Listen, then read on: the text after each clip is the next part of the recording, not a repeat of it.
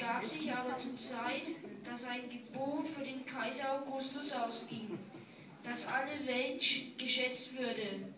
Diese Schätzung war die allererste und geschah zur Zeit, da Quirion Statthalter in Syrien war. Und jedermann ging, dass er sich schätzen ließ, ein jeder in seiner Stadt.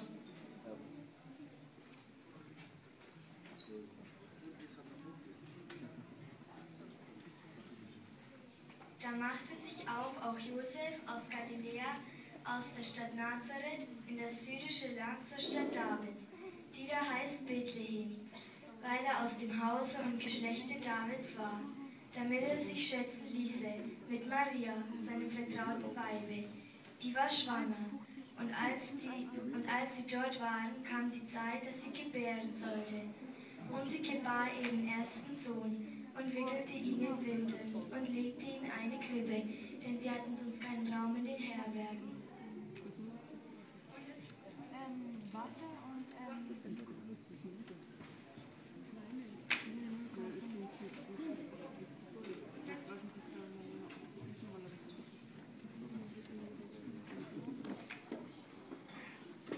Und es waren Hirten in derselben Gegend auf dem Felde, bei den Hürden, die hüteten des Nachts ihre Herde.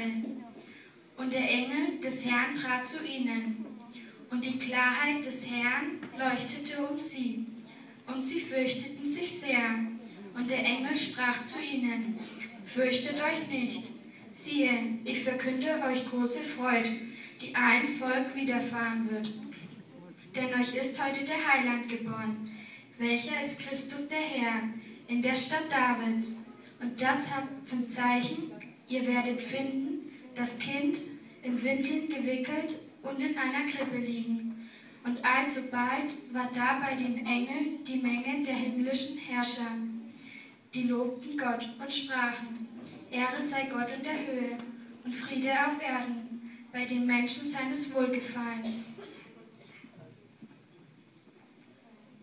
Und als die Engel von ihnen in den Himmel fuhren, sprachen die Hirten untereinander: Lass uns nun gehen nach Bethlehem und die Geschichte sehen, die da geschehen ist, die uns der Herr kundgetan hat.